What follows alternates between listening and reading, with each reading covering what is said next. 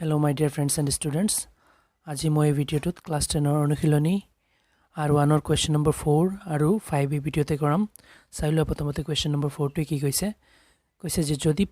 p proportional to q আৰু p equal 6 হলে q equal 30 এতিয়া p equal to তেন্তে q ৰ মান কিমান মানে question টো কি কৈছে মই ভালদৰে বুজাই আছো যে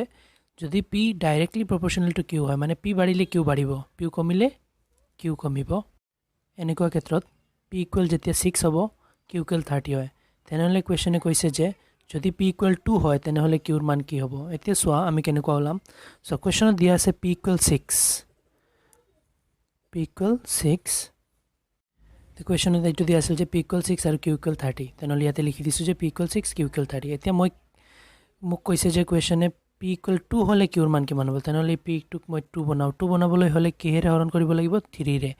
3 ৰে 6 ত দুই বাৰ যায় তেনেহলে p equal ওলাইছে কিমান 2 এতিয়া p ৰ ভ্যালু যেতিয়া 2 হয় তেনেহলে q ৰ ভ্যালু কিমান হয় এইটো দেখি আছো সোৱা এটুক যেতিয়া 3 ৰে ডিভাইড কৰিছো হেতুকো আমি 3 ৰে ডিভাইড কৰিম কাৰণ দুই সোৱা কোৱেশ্চনে কৈ দিছে p ডাইৰেক্টলি প্ৰপোৰ্শনাল টু q মানে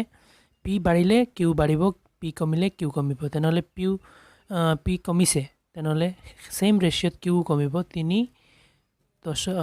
30 10 বাৰ 3 10 গুণ 30 তেনেহলে এতিয়া q ৰ ভ্যালু হৈ গল কিমান 10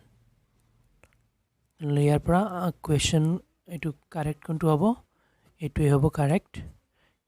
q ইকুৱেল 10 q ৰ ভ্যালু 10 হলে p ৰ ভ্যালু 2 হ'ব ইয়াতে এটো কাৰেক্ট হৈছে এতিয়া 5 নম্বৰটো চাই লও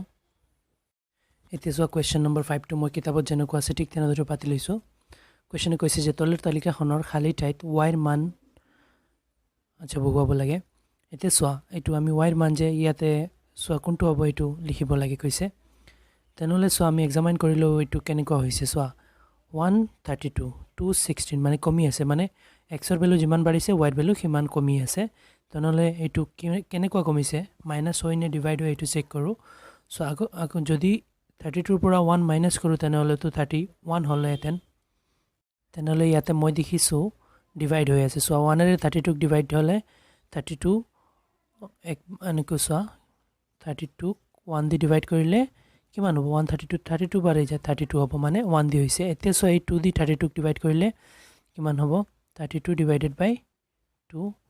16 মানে এইবোৰ ডিভাইড হৈ আছে মই দেখি আছো 2 ৰে যেতিয়া 32 ক ডিভাইড কৰিছো 16 পাইছো এতিয়া 4 ৰে 32 ক ডিভাইড কৰি চাওচোন 32 ডিভাইডেড বাই 4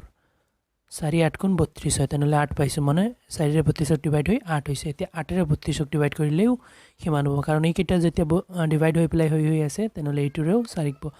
32 ক ডিভাইড কৰিলেও কিমান হ'ব হেতুই হ'ব आंसर 8 ৰে এই 8 ৰে 32 ক ডিভাইড কৰি চাও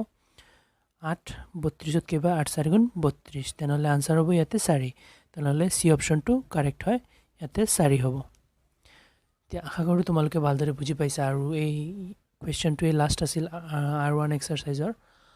এতিয়া তোমালোকে ভিডিওটো ভাল লাগিলে লাইক এন্ড শেয়াৰ কৰি লবা চেনেলটো সাবস্ক্ৰাইব কৰি লবা আৰু কোনো প্ৰবলেম থাকিলে মোক কমেন্টত জনাবা থ্যাংক ইউ